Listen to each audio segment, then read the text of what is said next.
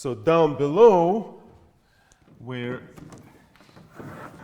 the discriminant is negative, which means lambda has, the two lambdas are different sign. You have saddles. There are lots of them.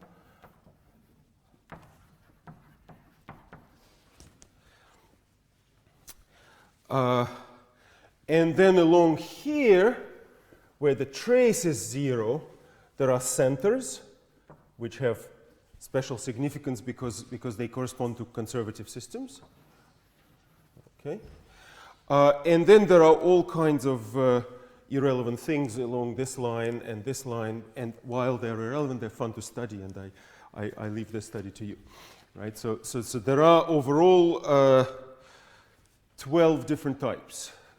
1, 2, 3, 4, 5, 6, 7, and there are 5 irrelevant ones along those lines that you can look at. This picture is called the Poincaré classification.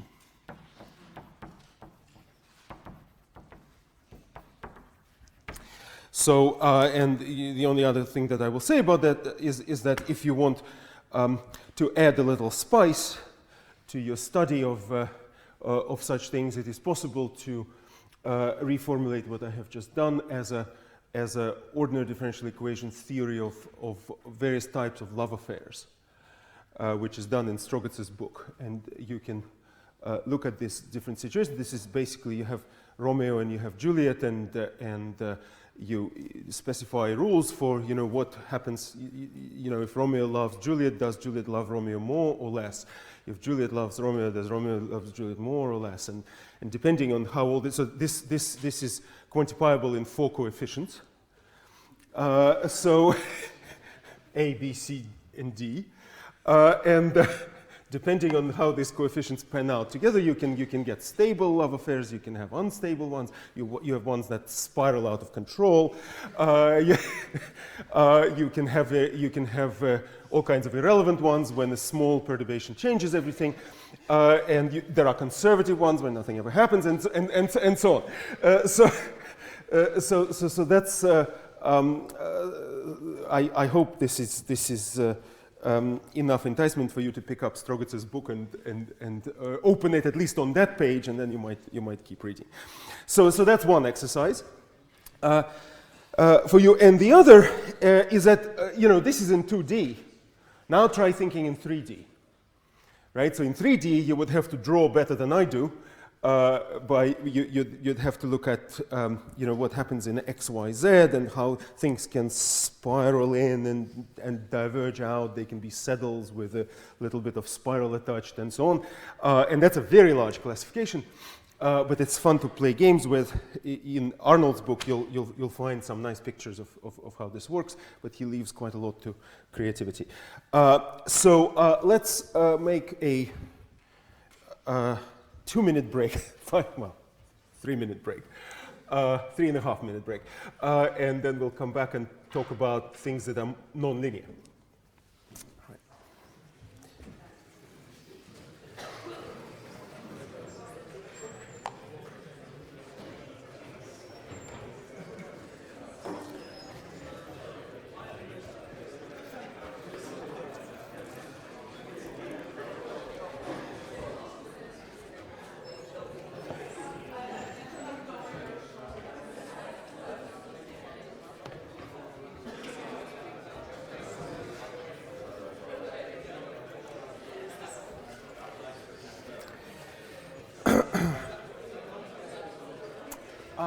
I think I'll keep all this.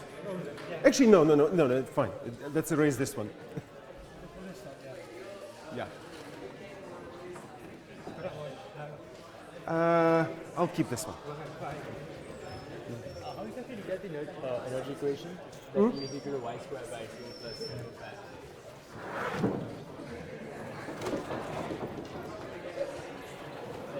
Where do you get this equation from?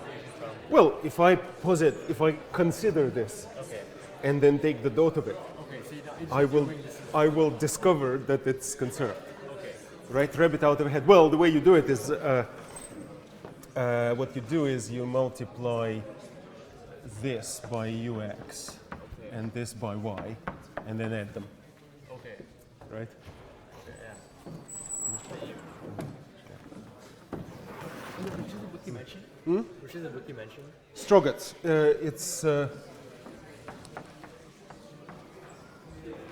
There is a reference to it in my notes, right?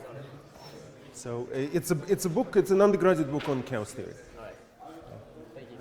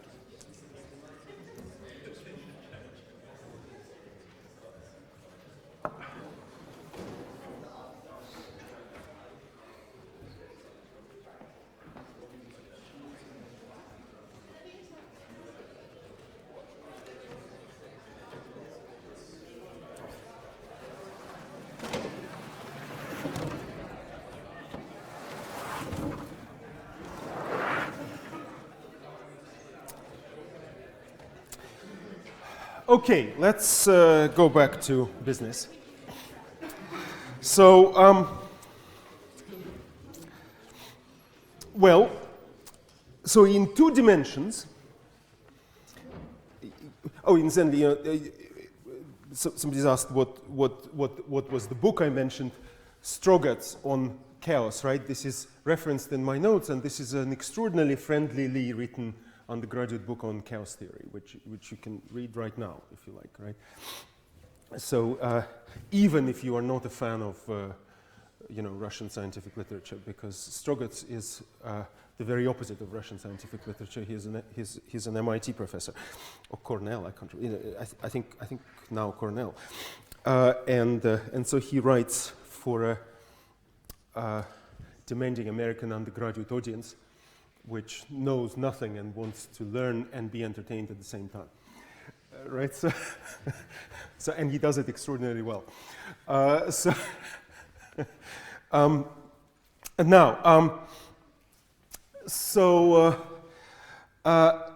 So in as I said, in 3D things become complicated and even more interesting and quite messy. In 2 dimensions, however, there is more to life than just the fixed points. So what you get, before I move to that, right? So what you get out of fixed points, you basically, what you tend to do is you say, right, I have some ordinary differential equation, I have some equilibria. Let's say, I found 2 points, 2, 3, 5, 7 different equilibria. I study the local vicinity of that and determine what kind of equilibrium this is. So, for example, I don't know, I might decide that this is a spiral, and I might decide that this is locally a saddle that looks kind of like that. So let's see, how do I want it? I want it like that, say. Then nothing else interesting appears to happen. So trajectories everywhere else are just approximated locally by straight lines. So what you basically have to do is you've determined what all the features are, and now you have to connect those features, right? And at which point you do something bold based on understanding or experience or just hubris. And so you say, oh, well, obviously, how does this work? Oh, it works like this, surely, right? And what will happen here? Oh, like that. And like this, and then like that, and then like this, and so on, right? And this starts telling you what the system does qualitatively, right? So you say, you know, if I start in the vicinity of there, what will happen is that there will be some oscillations with increasing amplitude, and then you'll swing out and go there and go to another equilibrium, linger around it, and then swing away from it, and you know, that sort of thing, right? And so you can describe qualitatively what the system does. This is often useful when you're thinking about how models, you know, what would be the behavior of models of various physical and not necessarily physical phenomena. For example, one of the most popular applications of this kind of thinking is, besides love affairs, is the love affairs in the animal world, right? I mean, you know, the population dynamics, right? Let's say you have rabbits and foxes, right? And you know, rabbits are quintessential omnigamous creatures who multiply proportional to the square of their population size, and then they eat grass. And then you have foxes that multiply linearly because they are monogamous, and then they eat the rabbits. And so you write some set of differential equations where you say the rate of change of the population of rabbits is proportional to the square of the number of rabbits, you know, minus, I don't know, the number of rabbits times the number of foxes, because the foxes are eating the rabbits, and then et cetera, et cetera. So you do things like this.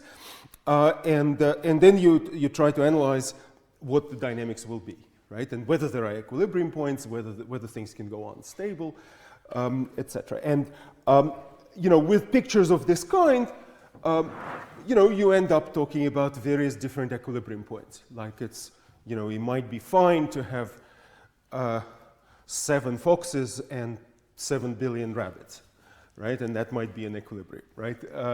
Or, you know, a certain amount of grass that is growing at a particular rate would sustain a particular population, right? So all these, you know, when we're talking about the world being unsustainable, what we mean is that somebody has in their mind some dynamical system which is spiraling out of equilibrium, right? So that's the kind of analysis that you can do, and you'll get an opportunity to do some of that analysis in your homework. But before you can do any such analysis, you have to realize that actually fixed points are not all of the story, even in 2 dimensions. So, and the other story, as I promised before, is cycles.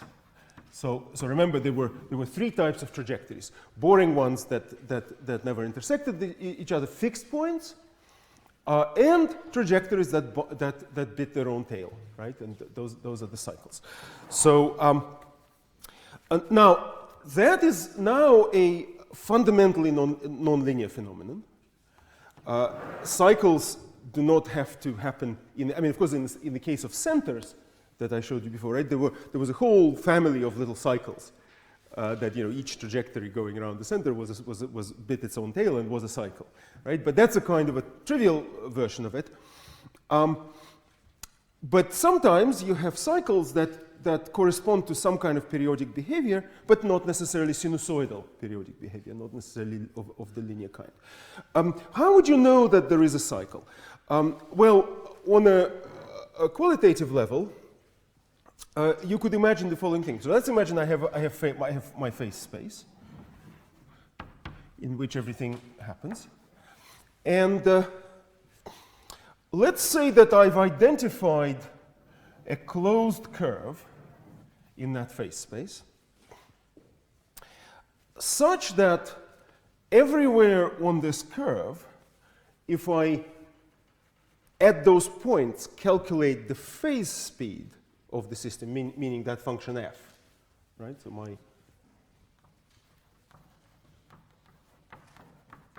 So if I calculate the velocity, it will always point inwards. Inwards, or say tangentially to the curve, right? So which means that any trajectory that crosses this boundary can never come out, right? It's entirely possible to come up with a thing like this, right? Example, you know, even if I had a nonlinear system, even if I had a linear system which were a spiral, right? Clearly, if I draw a circle, right, I will find that everywhere on that circle, the phase speed is pointing inwards, right? So anybody who's entering this circle is never going to come up, right? So let's consider a generalization like that. So such a thing is called a trapping region.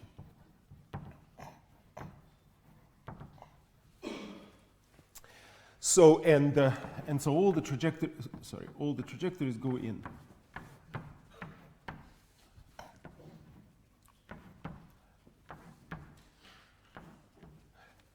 Well, what would be one's intuition for what happens inside that? And remember, trajectories can never end, right? It's, there is time evolution that goes on forever, right? So where do they all go? Well, one place into which they can go is a stable point, right? They can converge, they can be some kind of equilibrium here. And what they all do is, in fact, like in this example, right? What they all do is they just converge to that equilibrium, and the fixed point is a never-ending trajectory because once you hit it, your velocity is 0, and you just stay there forever, right? So that's one way of dealing with that. Well, but now imagine. Now, what does it mean that? And let's say I have found such a fixed point, right? Let's say there is a fixed point, and it's inside this trapping region. Now, how do I know it's a fixed point, and how do I know it's stable? Well, the way I know it is because I've considered a little neighborhood of it, linearized the system in there.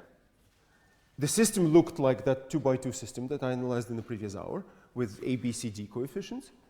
And the ABCD coefficients were such that everything was stable, right? Lambda 1 and lambda 2 were both negative. Now imagine that I take those ABCD coefficients and tweak them a little. And I tweak them in such a way that they only change locally here, right? I mean, clearly I can always change my function f in such a way that its linearization around here changes, while out there it stays more or less the same, right? That shouldn't be impossible. And let's say I tweak these ABCD coefficients in such a way that from being a stable point, this point turns unstable. Right? That ought to be possible. So that would mean that I would conclude here that trajectories spiral out of this point. Usually, this would mean that I can actually make a little circle or not circle around it, which would, on which I could prove that everybody who crosses it outwards and therefore never comes out. And so now I have a trapping region with a hole in the middle, right? And then what? So all these trajectories are going in, all these trajectories are coming out, and what are they all going to do? Well, it turns out that it's actually a mathematical inevitability that in such a case, there would be a special trajectory inside. Let me honor this trajectory with a colored chalk. So there would be a special trajectory inside, which would be a closed trajectory. So it'll bite its own tail, and onto which all these other trajectories will converge. So what they will all do is they will all sort of wrap onto this trajectory. And such a thing is called a limit cycle. Okay? So this is actually a theorem that such things exist. So formally, the theorem goes like this.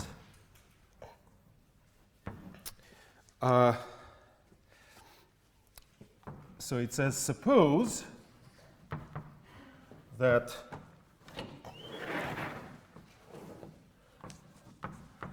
y dot is equal to f of y, and f of y is continuously differentiable.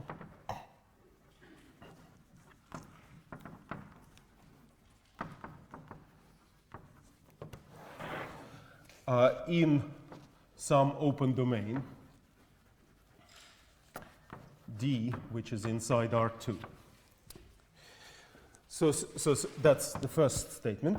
Suppose also that there exists a phase trajectory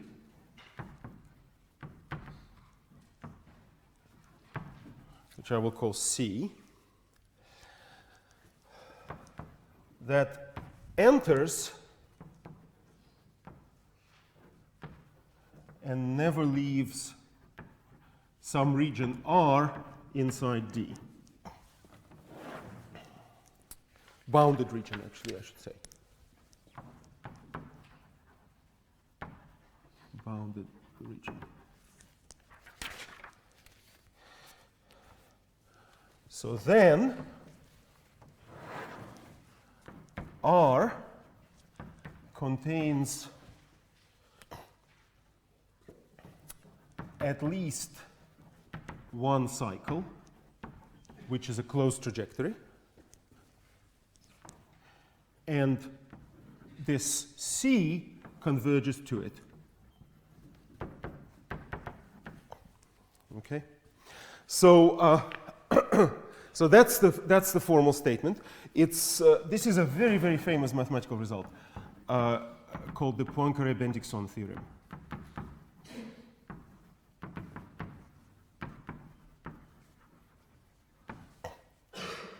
So, in practice, in order to prove that there is a limit cycle, what you do is you go for overkill, and you don't look for one trajectory that enters and never leaves. That's usually quite difficult to prove. But you do what I have just described. You find some region, which is a trapping region, into which all the trajectories go in. And if that trapping region has a hole in it, then there must be a cycle inside the trapping region. So it's possible. So which means that when you're analyzing systems of differential equations, you are now looking not just for fixed points and their behavior and them being stable or unstable, but sometimes you can also pin down the possibility that there is a cycle in the problem. Actually, in population dynamics models, this happens all the time, right? So in things like rabbits and foxes, what tends to be the case is that it's not actually 7 foxes and 70 million rabbits, right? It's typically everything is unstable. Always any particular fixed point is unstable. But what you end up with is some nonlinear oscillation, which of this sort, a limit cycle, which basically goes like this. There are very few foxes. Rabbits are happy. They're eating grass. They are procreating like crazy. There are more and more and more and more of them. Then, because there are so many of them, foxes get happy, start eating rabbits, can afford to have children. The number of foxes increases. They start eating the more and more rabbits. The rabbits become depleted. The population of rabbits goes down. The foxes say, oh my God, we can't sustain our population. They start dying out. They start going down. The rabbits perk up.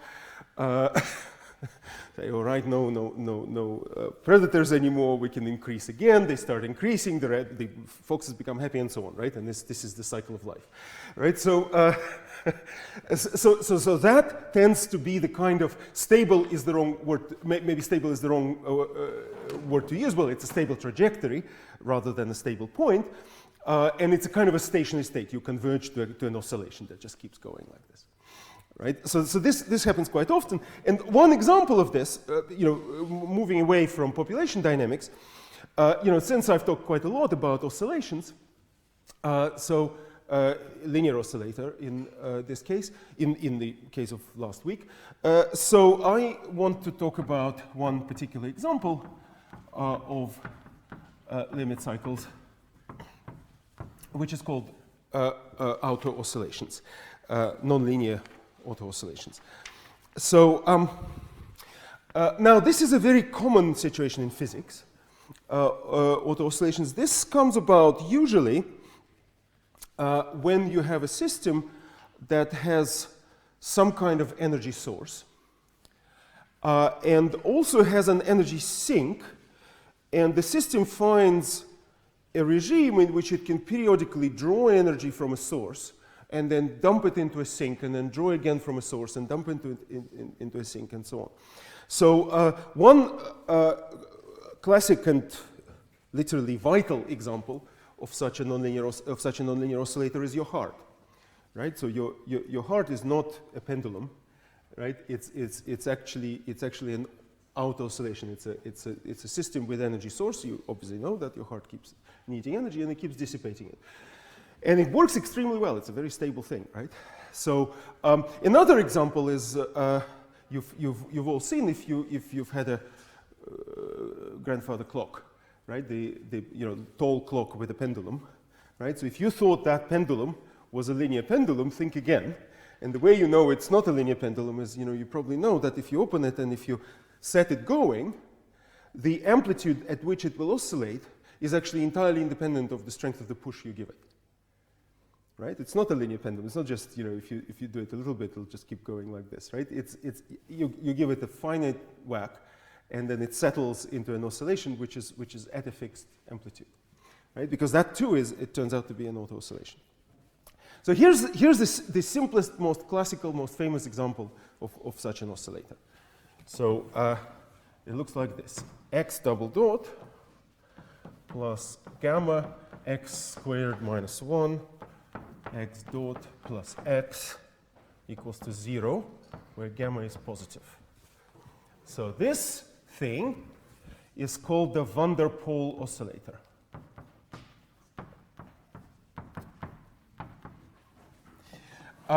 Now, what does it do? Why is that an oscillator, and why is it famous, and what does it do? Well, so this part of it, x double dot plus x, that's just, right? This is just a simple harmonic oscillator with frequency 1, right? So this is inside here. Invisibly, there is omega naught squared equals to 1, right? Now, this minus 1 times gamma is a linear term, so that's just like our oscillator that we considered earlier that had friction, right? Except there's a minus now. So rather than having friction, it has an instability, right? So this is, remember, if this was plus, that gamma would be a damping rate on the oscillator, and what the oscillator would do, it would oscillate and slowly decline. Now imagine reversing the sign of that friction, so it accelerates. Let's not worry about how it exactly does this, but this is the energy source, right? So right here, there is the energy source. Now, imagine I do that. I give it a small perturbation, and it starts oscillating, and it starts getting to larger and larger amplitude. As it gets to larger and larger amplitude, at some point, x squared will become larger than 1. Right? Because x squared is growing. And once it becomes larger than 1, this is a nonlinearity, it's a nonlinear dissipation, right? It will reverse the sign of this thing and stop the growth of the oscillations, right? So that's how nonlinearity tends to control instability, right? You have some back reaction mechanism that's dissipative and that can compete with the linear excitation. So what we're expecting of this oscillation, just looking at this, right, is that there will be oscillations. These oscillations will grow. Once they grow beyond a certain level, they will be tempered by this x squared. And then what? Well, we don't know, right? That's when it becomes an interesting question. What does it then do, right? Well, what it does typically is it has a limit cycle, right? It has a limit cycle. What it tends to do is it grows. It overshoots. X squared becomes large. Then it starts getting damped. Then it overdamps, starts growing again because it, x squared contains the seeds of its own destruction, right? As it damps your oscillator, it weakens its own ability to damp it further, right? And so the whole thing goes through a sequence of cycles when it grows, decays, and so on. So this is actually quite hard to analyze. I'll show you in a moment how to solve one case of it. But here's a slightly simpler version of it, which can be analyzed very easily. So let's modify this, and let's write x double dot plus gamma, and rather than writing x squared here, I will write here x squared plus x dot squared minus 1 x dot plus x equals to 0. So this is called an Anosov oscillator. It's less famous because it's almost trivial. So let's analyze this. How do we analyze this? Well, let's turn this into a 2D system, right? So let me say that y is equal to x dot. And, or rather, x dot equals to y. That's my first equation. And then the second equation is that equation, which is y dot is equal to minus x plus gamma 1 minus x squared minus y squared. That's this term times y. So that's our nonlinear system. And here's a very neat trick for analyzing such a system. So generally, this is quite a difficult one, and you see that if I didn't have the nonlinearity, right, this would actually be a saddle, right? So actually, sorry, this would be a spiral, an unstable spiral. You would spiral out of the central point. Okay, so locally, it would seem that it looks like this, right? So 0 is, of course, an equilibrium. So it's not stable. But what does it do nonlinearly? Well, here's how to figure out what it does nonlinearly. So let me change variables. And let me say that x is r cosine phi, and y is r sine phi. Right? So I'll go to polars. Okay? And not only am I going to go to polars, I'm actually going to complexify the problem, which means simplify in this business. As you already know, I will say z is equal to x plus iy. So I will turn that R2 plane into the complex plane. So, right, z is x plus iy, and that, according to this, is r to the e phi. Okay? Let's try to see what z dot is. So z dot is r dot e to the I phi plus I phi dot r e to the I phi.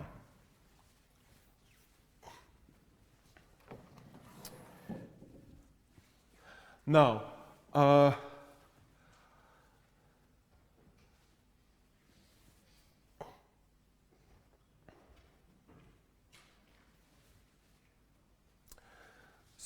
so that's on the one hand, right? But on the other hand, it's x dot plus iy dot, right? And x dot is y, and y dot is that thing there, so it's y minus ix, and plus I gamma 1 minus x squared minus y squared, that's r squared. Times what times y, which is r sine phi, and this here is the same as minus iz, which is minus I r e to the I phi. So then what I do is so compare this with this and equate the imaginary and the real parts, right? If you do that, you will find that r dot is equal to gamma r. So the real part will come from the cosine part of this, and the imaginary part will come from the sine part of this, right? So if you look at the imaginary part, you'll see how this works. So gamma r times 1 minus r squared times sine squared phi, that's the imaginary part. And then you would also get phi dot equals to minus 1 plus gamma r 1 minus r squared sine phi cosine phi. So all I've done is to compare this expression for z dot with this expression for z dot and break it into real and imaginary parts.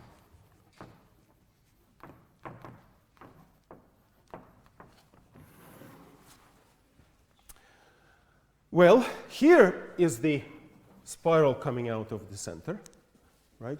Phi dot equals to -1. But look at this. You see that if I set r equals to 1, r dot is 0. What does it mean, r dot 0? It means motion at constant r. So it's a circular cycle, right? So what this tells me is that there is a cycle at r equals to 1. And so this unstable spiral actually wraps onto a cycle, while the trajectories coming from the outside wrap onto this cycle from the outside. So that's a kind of a simple example of how you might actually extract the cycle. Here you were lucky, or we were set up to be lucky. So the luck was that you could go from xy coordinates, where the cycle is at finite amplitude, to new coordinates r phi, where the cycle is actually a fixed point, right? Because a cycle in xy is a fixed point in r, right? But not, interestingly, in phi, right? So if you set r equals to 1, right? So r dot will be 0, so that means r equals to 0. Sorry, r equals to 1 is a kind of a fixed point. But it's not actually quite a fixed point because when r is equal to 1, this is 0 and phi dot is equal to -1. So phi keeps going around, right? So the system keeps oscillating around the cycle. So this is one example of a cycle. Let me give you one more, which is a bit more similar to how such things as your heart work. So let me go back. Let me go back to the van der Pol oscillator. So the equation on top there, and do the following interesting trick. So let me. So this is a topic called relaxation oscillations.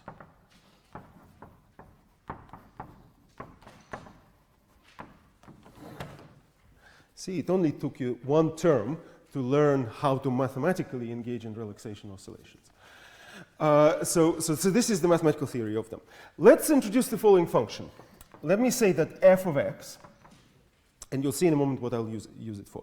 So f of x is x times x squared over 3 minus 1. And the reason I like this function is because looking at the formula for my van der Pol oscillator, it's going to be the case that the middle term there, x squared minus 1 times x dot, is the derivative of this function. It's the dot of that function. Let's see, is that right? Yes, I think that's right. So this is d by dt of f of x. Right? Indeed. So f of x is x cubed over 3 minus x. You differentiate it, you get x squared minus 1. Okay?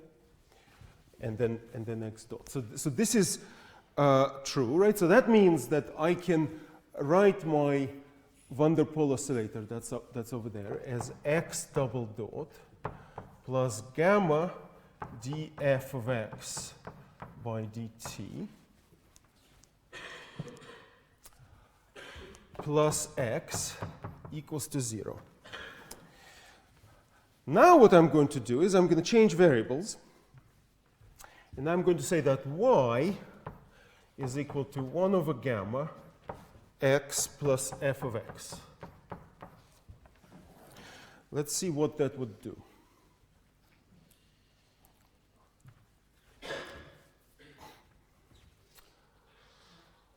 Well, y dot is equal to 1 over gamma x dot plus d by dt of f of x. right? So plus d by dt of f of x. But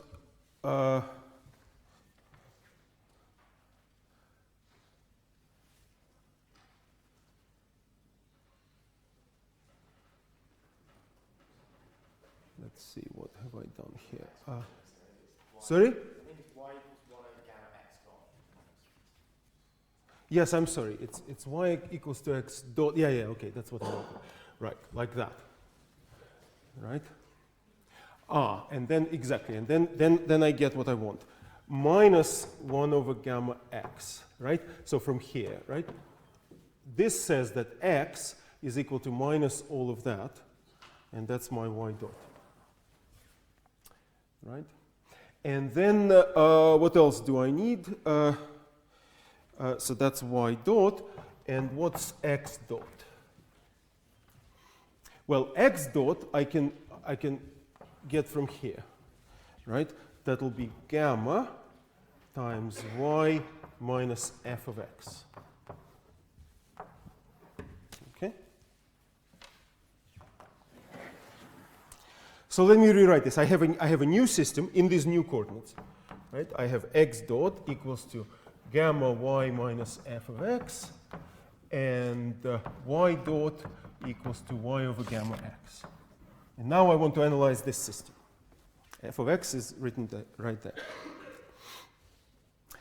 So, well, that system, so I can do something interesting with this system if I assume that gamma is very large compared to 1. Right? So let's, what does that amount to? That means that van der Pol oscillator out there is very strongly driven and then very strongly damped. Okay, so the linear version of this would be an overdamped oscillator. Okay, but now with the instability and the nonlinear feedback. Now, if gamma is much larger than 1, that means this thing here is small and this thing here is large. Oh yeah, incidentally, 1 of course means, you know, because the frequency of the oscillator is 1, what we're talking about is growth or damping rate being very large compared to the frequency of the oscillator. Okay. So, so what I've got here is a dynamic where the rate of change of y is potentially very small because gamma is large, and the rate of change of x is very large because gamma is very large. Right? So that's my system. In fact, rate of change of x is very large except on the curve where this square bracket is 0. Right? So if this square bracket is order unity, then this is a large number, right? So the rate of change of x will be very, very big. So what does that mean? Well, let's see. If I plot x and y, let's plot the curve y equals to f of x. F of x is a cubic like that, right? It's x times x squared over 3 minus 1. So what does that curve look like? Well, it looks like this, right? It's a cubic, so it looks like this. It has two intersections here. It has maxima. You can check that this is minus 1 and this is 1. So now let's see. What will happen with my trajectories if I am away from this curve and in fact above it, right? If y is larger than f of x. Well, then x dot is very large and positive, right? So if I have a trajectory that's far above this curve, what it'll do is it'll go towards this curve. Okay? So it'll go towards this curve very, very quickly until it actually approaches it. And it has to cross it in order for the direction of x to change. Right? Simultaneously, what does y dot do? Well, when you're around here, 1 over gamma is very, very small. So this trajectory is almost horizontal, right? There's virtually no movement in y dot. But then you come in here, you cross this curve. And when you're in the vicinity of this curve, this is now small. And in fact, the direction of it changes. So x dot becomes negative. But simultaneously, y dot becomes important, right? Because we're now in, this is now as close as it needs to be in order for this to become important, right? And so we start changing y. And incidentally, I screwed up here. There's a minus sign, of course, right? Y dot x dot is equal to what have I done?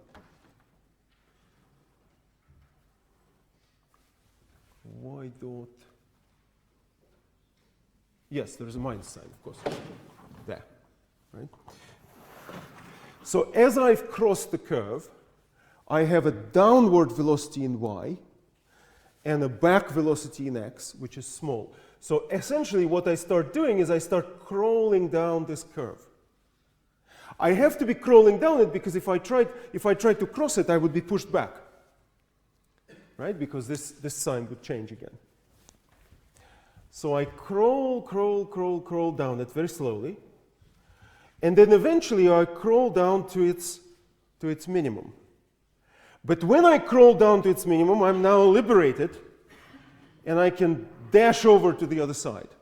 Why do I dash over to the other side? Well, indeed, right, if y is below the curve, right, then this is negative, right? And if I'm pushed in this direction, the further away I go from the curve here, the faster I go. And I go in the negative direction because y is less than f. And so I go in the negative direction and hit the other leg of the curve. As I hit the other leg of the curve, the same happens as happened there. I cross it just a little bit. Everything slows down. The x dot has to change sign. And then y dot becomes positive because we're now at negative x. Right? And I start crawling up that curve. Slowly, until I get to this maximum, and I can dash across again,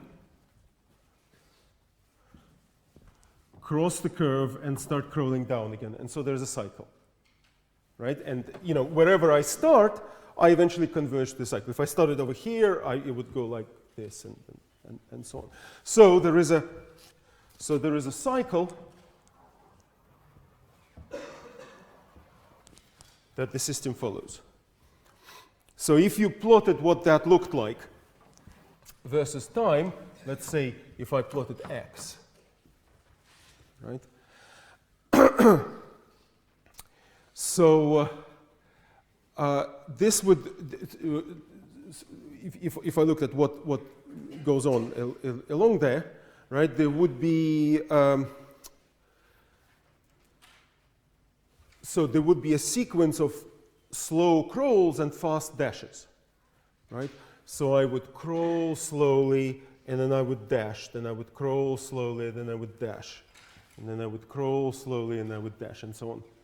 And so you get this set of oscillations, which are periodic, but certainly not linear, right? This is the kind of things you see on, hospital displays above patients, right? So that's their auto oscillations being of their heart being mapped. Well, you can actually do better than just this discussion and actually calculate the period of this cycle. So how do we calculate the period of this cycle? Well, at least intuitively, it's clear that the mad dashes here take no time at all.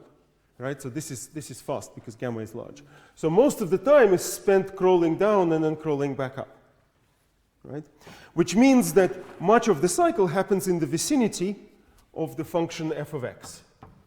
Right? Of y being so much of it happens along these right and left legs of that curve. So y is approximately f of x during most of the cycle. And that means y dot is approximately f prime of x times x dot.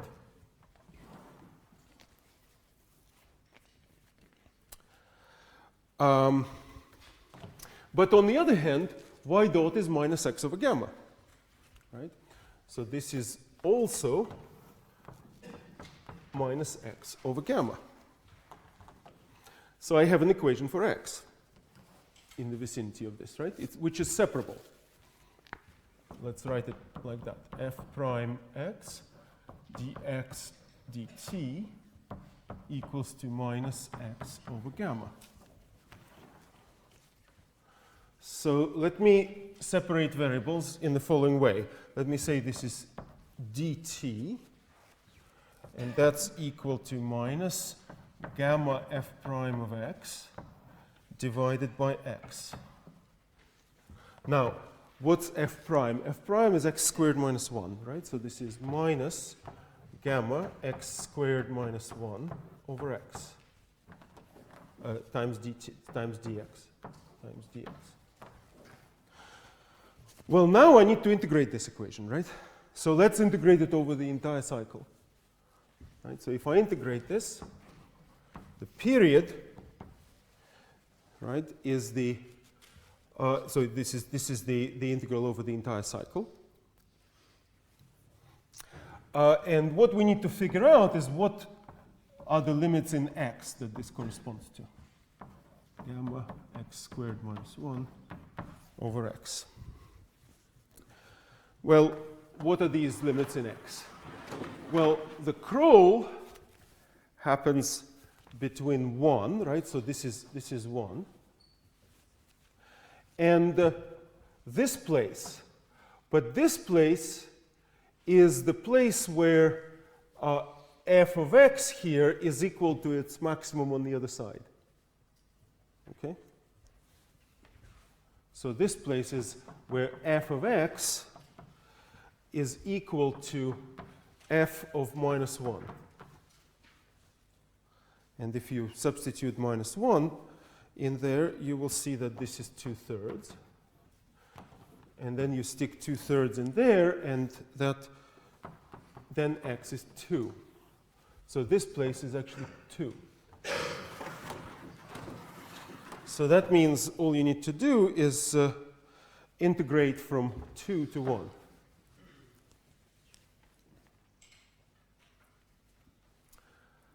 And multiply by 2, because there are 2 crawls, one downward and one upward. Okay? Well, do this integral, the answer is 3 minus 2 log 2 times gamma. This is the period of the oscillator. So we can, well, I was going to say we can calculate everything. We can't calculate everything. Actually, the functional form of this cycle is very non-trivial. Right, and we haven't actually determined its functional form. We just qualitatively sketched it. But we can calculate something quantitative, which is the period of the cycle, right? Which arguably is what matters. Okay, so it's nice to calculate something, if not everything. So, well, so this is an example of an analysis of an auto oscillation. There are many such problems that one can solve at this point. You know, what you do is you look at different situations. Sometimes you can use some of the experience you got from solving previous sets of equations. Sometimes you have to develop new experience by being both erudite and opportunistic when studying these equations. So I've given you in your problem set, in the extracurricular part of your problem set, a bunch of these kinds of things that you can play around with. Which hopefully you will enjoy over Christmas as you get tired of decomposing matrices into eigenvectors and eigenvalues and following standard operating procedure. So there you go. The qualitative solution of ordinary differential equations is my Christmas present to you guys. So on this note, enjoy your Christmas.